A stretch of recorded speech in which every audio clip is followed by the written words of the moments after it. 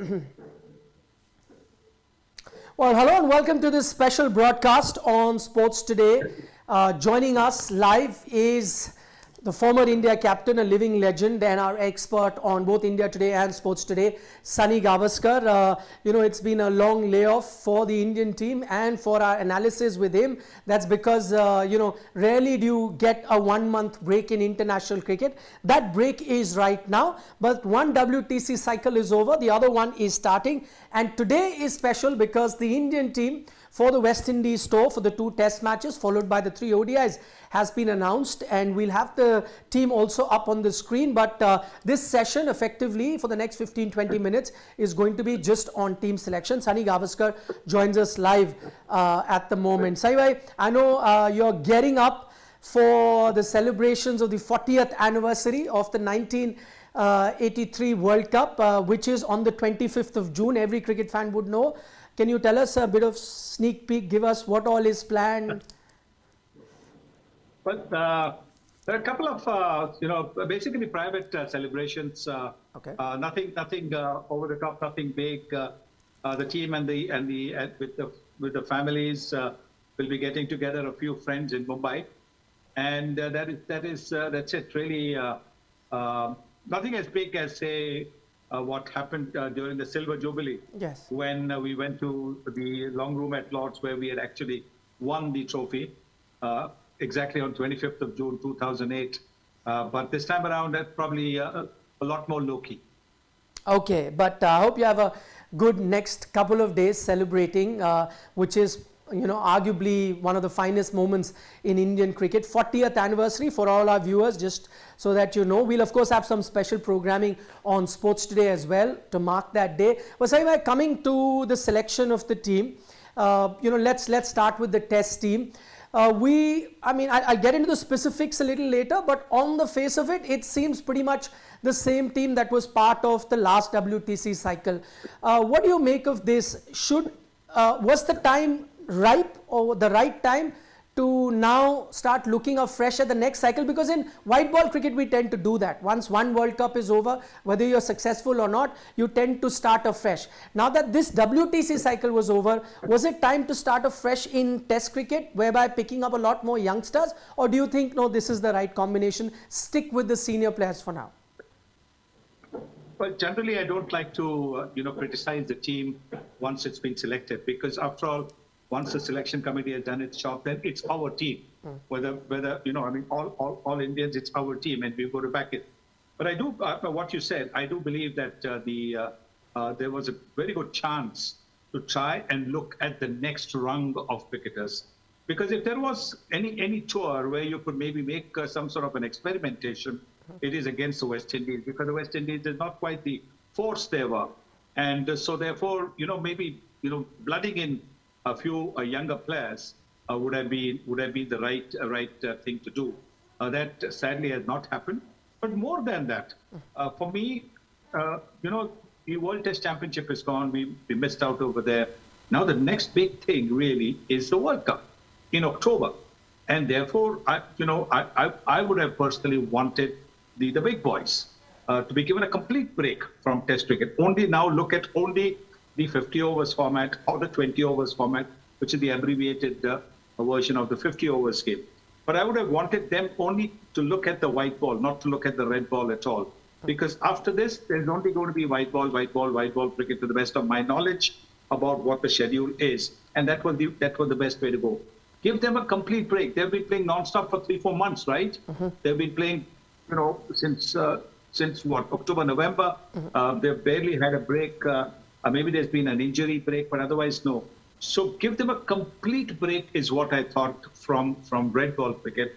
The big boys, the certainties would have been certain to play in the World Cup. You've given Shami a break, that kind of thing. So you should have, I would have thought that if they'd given everybody a break and blooded a few more younger players, that could have done Indian cricket a world of good. But that sadly hasn't happened. And this tour of the West Indies at Test cricket is not going to tell us anything new about the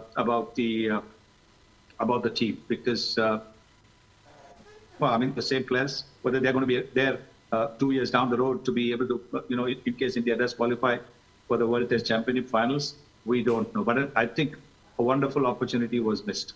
Okay, very interesting. And just to reiterate what Saibai is saying, two in fact factors that could have been looked at while blooding in a few youngsters. One, the new cycle is starting, but the other thing that he points out is that it's the West Indies that you're playing. They're not quite the force that they used to be. So if there was the best opportunity to try a few youngsters and see if they are made up for that level, this was the right opportunity to do that. The other point that he makes, very interesting, is the fact that this has been a busy season. It will be a busy season in white ball cricket. Resting a few senior players would have also allowed them rest. Just to further on that, Saibai, when you talk about resting a few senior players, you are then specifically talking about Test cricket. So in this case, let's say the West Indies tour, you would have wanted to see a few regulars or the senior players rested for the 2 Test matches, but definitely play the ODI format, I reckon, so that they start getting into the groove of 50 overs, because this is a 50-over World Cup here. Yes, I think the seniors who in everybody's book are certainties to play the World Cup. So give them a break, give them a complete break. Look, they've finished on the 12th of June. Yes. Give them a break till the 25th of July. Complete break. So, no test matches either, no traveling either. Now, apparently, this team is going to go, for warm-up matches, etc., on the 1st or 2nd of July. So they've had what? They've barely had, 20-day break. Why not give them a 40-day break? This is what I was thinking. Give them a complete 40-day break so they come back for the one day and the white ball format totally fresh. They come back for the new season totally fresh. The certainties who are now going to be playing Test cricket, going 20 days in advance. But I don't know.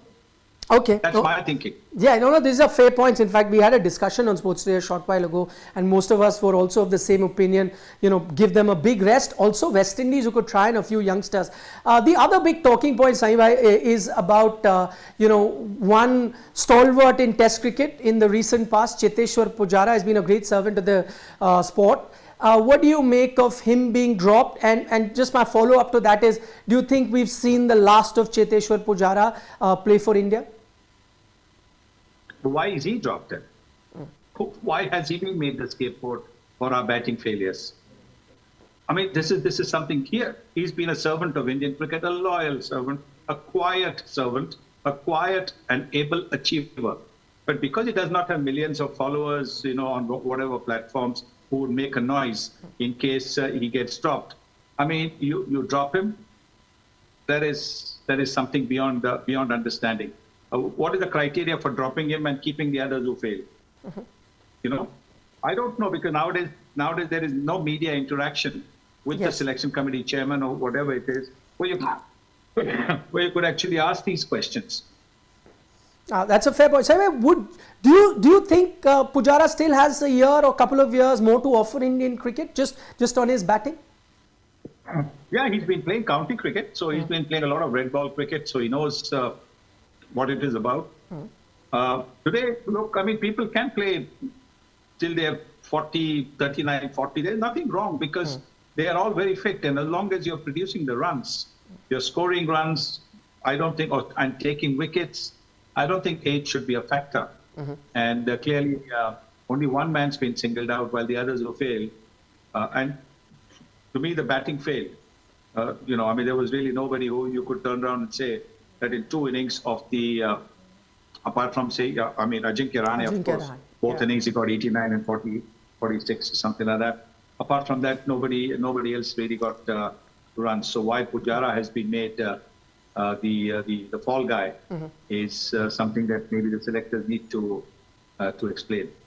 The other thing, what must at the moment, Saibai, someone like, let's say, Abhimanyu Ishwaran, who's been getting a lot of runs in domestic cricket, was part of the setup also of the Indian team, never really got a chance. From the outside, he's gone out of the squad as well. Someone like a Sarfraz Khan also gets a lot of runs in domestic cricket, doesn't get a chance.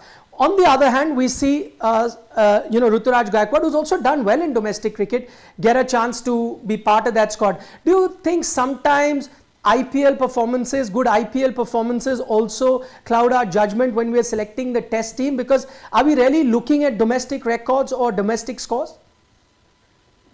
Well, that's exactly it. I think you do well in the IPL, you get to be picked even for Test cricket. That seems to be the situation. So even when you look at the selection of the team, you've got 4 opening batters for 2 Test matches. Yeah. 4 opening batsmen. It's not the old West Indies fast attack where you needed, maybe 6 opening batsmen.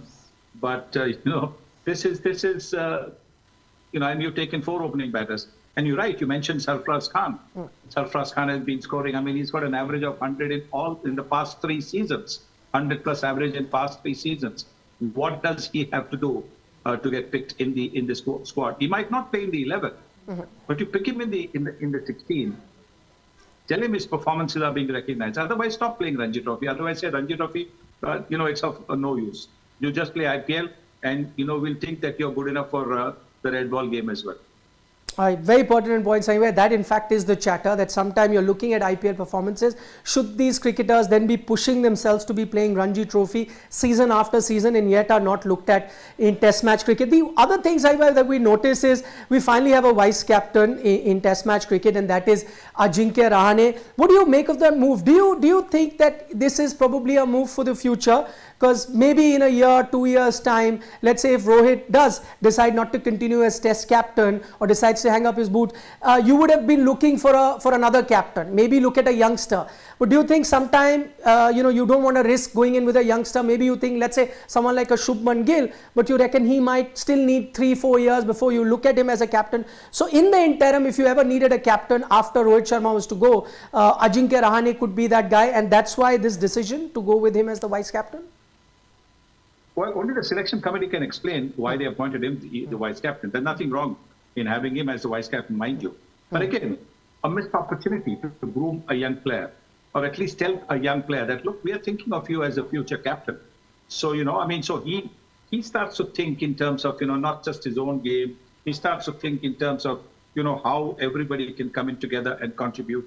On the field, he starts to think in terms of bowling changes. On the field, he starts to think, although he's the vice captain, on the field, he starts to think in terms of field placing. On the field, he starts to think in terms of tactics. Should there be a short ball goal? Should there be a forward shot leg? Should there be a silly point? And he can maybe just, go to the captain. But the fact is that he starts to think as a future leader. And that is what you want. But again, missed opportunity.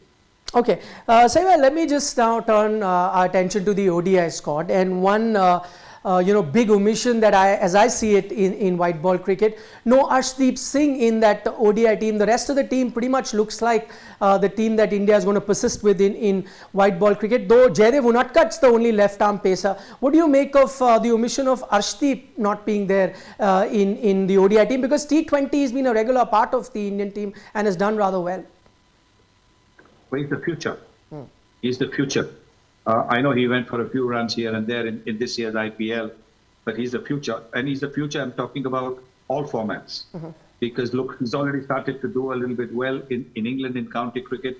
But to me, just like, Jasprit Bumrah came on as a 2020 bowler and then has gone on to spearhead the Indian attack. Arshdeep Singh is somebody who can play all formats of the game. And you need to encourage him to do that. But sometimes, maybe being left out of the team is also a great incentive. Incentive to try and pick up heaps of wickets. Maybe that's what Arshdeep needs to do. Just like, when you talk about batters not being picked after scoring hundreds, you tell them score double hundreds. They don't get picked after double hundreds. You tell them score 250s, get triple hundred, 250, 300. That's how. So maybe Arshdeep needs to pick up 5 first, and then he'll be automatically picked for the team.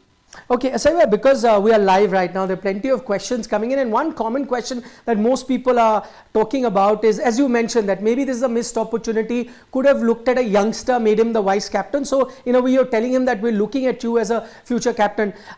If I was to ask you, do you see a few youngsters, young faces, who you think that the Indian team can look at as a future captain in the current setup? I think 2 names in my view stand out.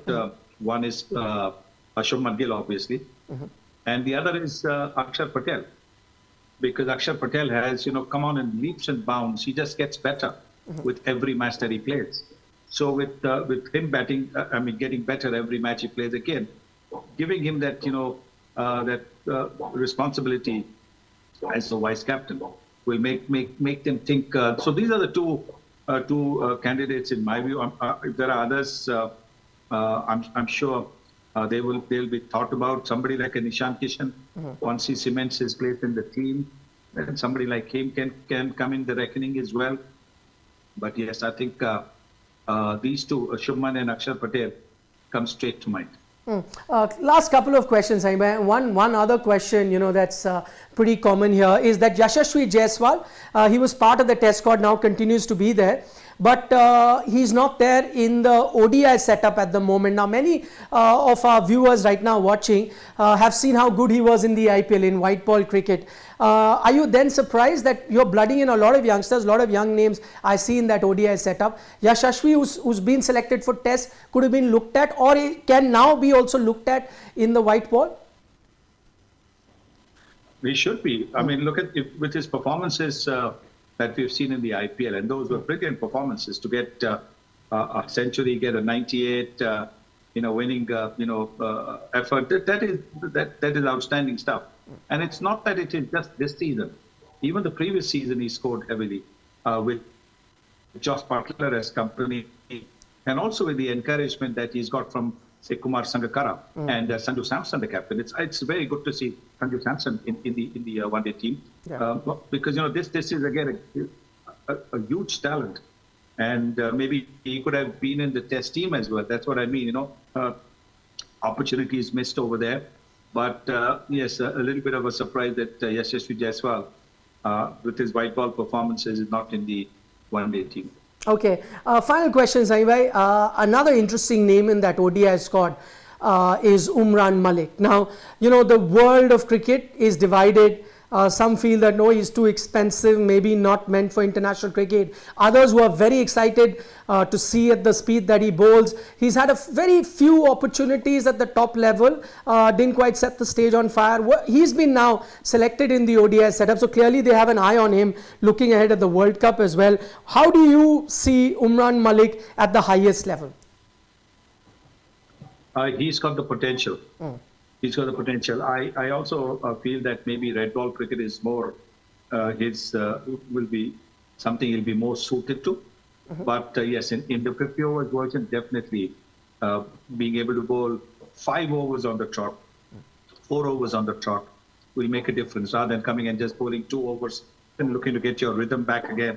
I think 4-5 overs on the trot will probably make a difference. Okay, finally, Saima, before I let you go, you've just fresh off the boat, as they say. You've come from the UK, and that is buzzing with the Ashes. Plenty of interest in India too. I wonder whether you are following some of those, visuals from that first Test match. Because right now the biggest debate is baseball. Is it the new thing? Again, the world is divided. Some feel that no, it's all a bit of showing off. Eventually, conventional cricket, the way Australia played, that is going to triumph. No point declaring in the first innings like England did. Various other comments. What have you made of England's baseball approach? Is it working, or do you think it's being overdone? See, I think we've got to get one clarity over here. And that is baseball is, in my view, applies only when England is batting. That is when they're going hammer and tongs at the bowling, and which is very attractive, great entertainment. You get to see, unorthodox shots, some really fine stroke making. But that is only for batting. When it comes to the fielding aspect, I think they've gone back to having fielders on the deep and all that. So if you're talking baseball is attacking cricket, then nobody should be outside the 30-meter circle, excepting deep third man and deep fine leg. But that doesn't happen. So yes, baseball is only while batting, and while it's there, I think it's been very, very entertaining to watch. No doubt about that. Interesting. Aggressive while fielding. I wonder if Saibhai ever encountered that. Clive Lloyd and their team, would barely have fielders on the boundary, right? That was I don't know, Lloyd ball, aggressive while they were fielding. They were all around you, and that was just calypso ball. Nothing else.